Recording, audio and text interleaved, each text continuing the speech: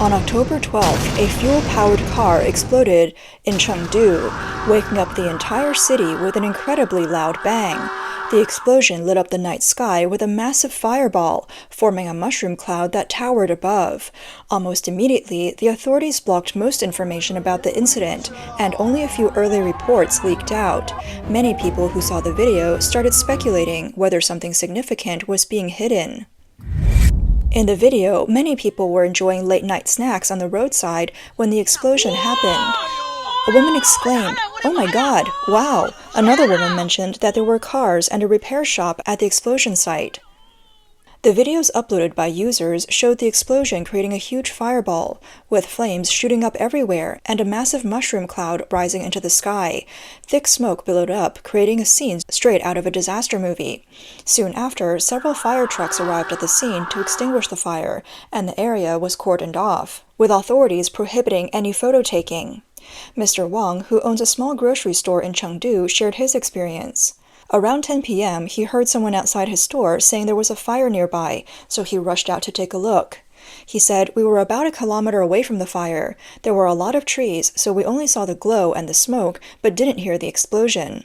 Some people wanted to get closer to the scene, but suddenly a huge fireball rose up, forming a mushroom cloud. People got scared, so no one dared to go." The explosion quickly drew the attention of residents and passersby. Everyone was in shock and trying to figure out what had happened. As the incident spread on social media, people began speculating about the cause. Many thought it might have been a serious oil tanker explosion, given how powerful it looked. But there was a problem. There were no oil tankers in the area, making the truth even more mysterious.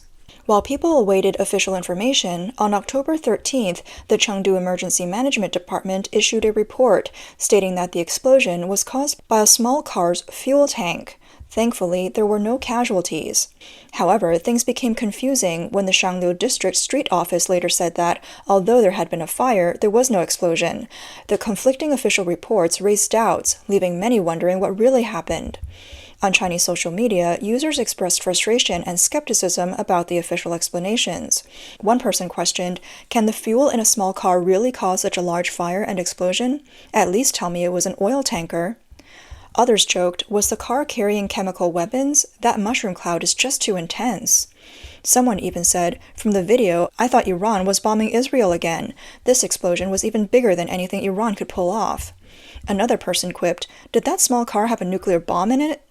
All of this has made the truth behind the incident even more complicated, keeping the public on edge. Some online users speculated that someone might have deliberately placed dangerous materials at the scene, or that it could have been arson.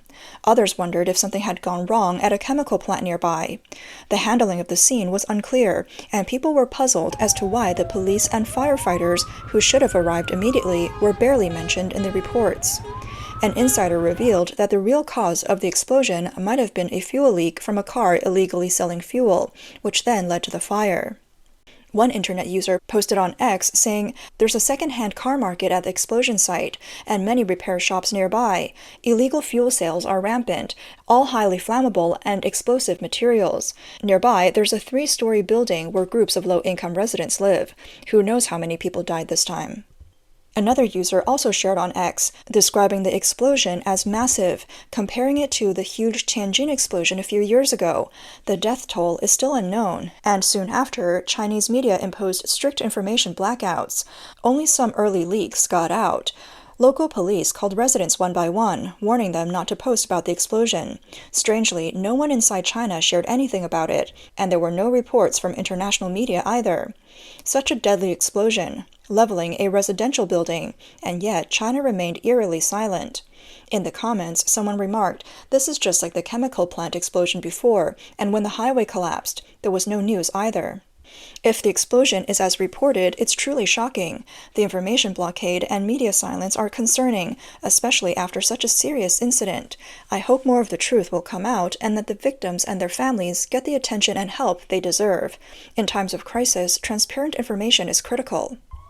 Even more unbelievably, just 2 days after this terrifying explosion in Chengdu, on October 15th, around 1 p.m., another fire broke out at a row of buildings near Huajian Road in the same district. Thick black smoke covered the sky, but the number of casualties remained unclear. The fire ravaged an electric vehicle mall, and a furniture market, reducing everything to ruins. Witnesses reported that the area was filled with dense smoke and a pungent smell. Videos circulating online showed a row of two-story buildings engulfed in flames, with thick smoke pouring out. The shops, mostly selling furniture, office supplies, and electric vehicles, were completely destroyed. Several fire trucks were seen battling the blaze. That afternoon, an employee from one of the shops told a local reporter, "We saw the store next door catch fire and tried to put it out with an extinguisher, but we couldn't control it, so we ran outside. The fire spread to our store, which is now burned down. Some of our office equipment was damaged. Right now, the area is cordoned off and we can't go back in."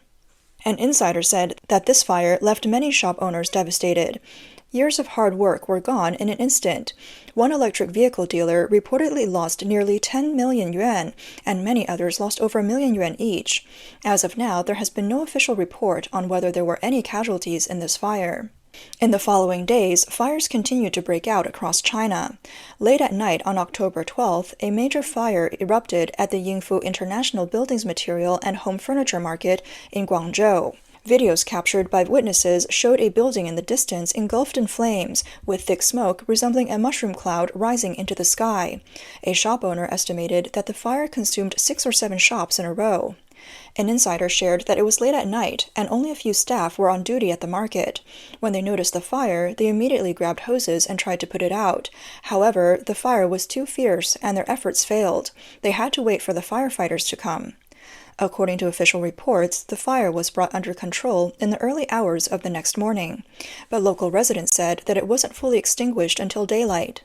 On the afternoon of October 15th, near a toll station on the Wenzhou section of the Shanghai Expressway, a diesel tanker rear-ended a gasoline tanker, causing a fire. Thick black smoke quickly rose into the sky, forming a large cloud, while flames spread wildly around the tankers. A witness recalled that they had just entered the highway when they suddenly saw 2 people running frantically along the road. Right after that, they spotted the thick smoke and then saw the tankers burning.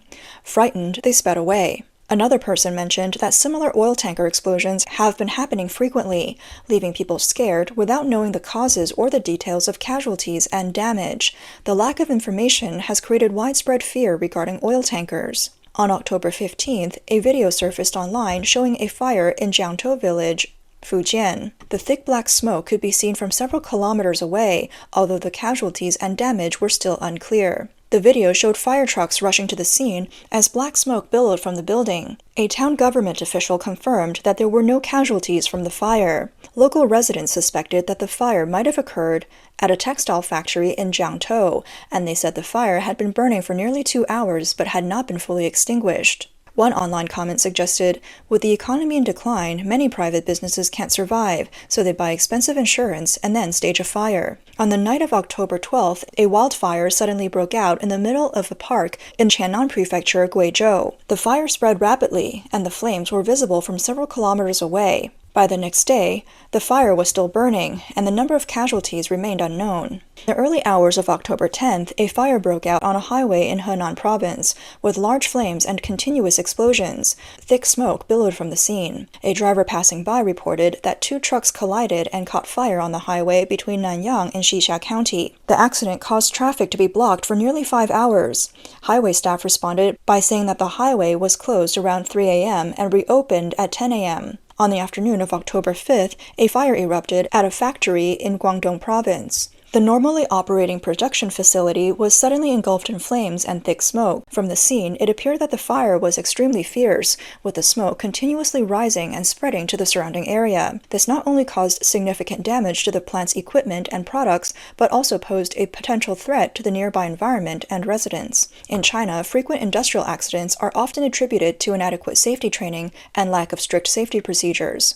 On the afternoon of October 4th, a fire broke out at a technology company in Yuyao City, Zhejiang province. Thick smoke filled the air, accompanied by explosions. The number of casualties remains unknown. Junhe Technology, specializing in automotive fluid pipeline systems, with an annual output value of over 1 billion yuan. It has business relationships with car manufacturers such as Buick, Wuling, Audi, Volkswagen, and Volvo. The company was founded in 2006 and is considered a leader in the industry. Insiders revealed that the fire spread so quickly due to the nature of the products and materials in the factory, many of which are highly flammable. One netizen reported that within just 10 minutes, the entire factory was destroyed. In the comments section on Douyin, users mentioned that the fire occurred at the headquarters production base, with the factory buildings reduced to ashes, leaving only an administrative building. The losses are significant, including burned factory equipment, raw materials, and finished products. Since the fire happened during the National Day holiday, some users criticized the decision to keep production running when the factory should have been conducting safety inspections. They pointed out that this disregard for employee welfare is a common issue in China's automotive industry. On September 29th, at around 11 a.m., a fire broke out at CATL's production base in Ningde, burning for nearly 7 hours. Authorities have not released any information about the cause of the fire or casualties. According to a press release from the Dongqiao Economic and Technological Development Zone, emergency services were dispatched to the scene, and personnel were evacuated from the 15,000 square meter site. Videos on Weibo showed part of the large white industrial building on fire, with thick smoke rising rapidly into the sky. Photos shared online revealed the severity of the blaze. CATL, the world's largest lithium battery manufacturer, began constructing its Ningde base in September 2019, including facilities for cell production, assembly, and coating. In June, CATL's chairman had boasted about the safety of their batteries. This fire has led many to question the quality of their products, with one user commenting, "The battery hub caught fire. Who can still say it's safe?"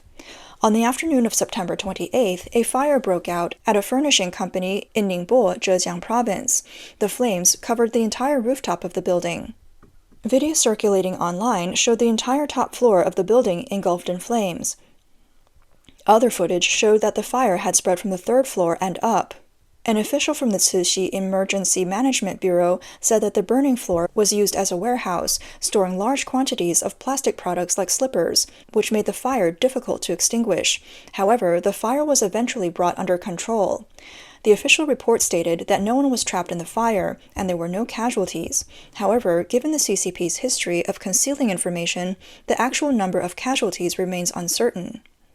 Local residents commented, "It's terrifying. Fires happen frequently at factories in Cixi. There have been 3 fires in the industrial zone of my wife's village." This fire in Cixi adds to the long list of disasters in China. In just 18 days, there have been at least 11 explosions and fire accidents across the mainland. Although these fires may seem accidental, many are actually man-made. While natural disasters are unpredictable, man-made disasters seem to be a regular occurrence. Mr. Wang, an expert on labor rights in China, commented on the frequent fires, stating that the CCP does not prioritize the safety of workers, consumers, or the public. Wang explained that, according to regulations, factories and high-risk industries should adhere to the 3 simultaneous requirements: safety, construction, and environmental protection. However, in many factories, safety facilities either don't exist or fail to meet standards. The collusion between local officials and business owners, along with the negligence of environmental and regulatory authorities, allows manufacturers to cut corners. These factors make such catastrophic explosions inevitable. He questioned how many more ticking time bombs are scattered across the country. Wang further speculated that local governments do not conduct thorough safety inspections at production facilities because of selective anti-corruption efforts. Local officials have become apathetic, fearing that their actions might backfire and lead to punishment rather than rewards.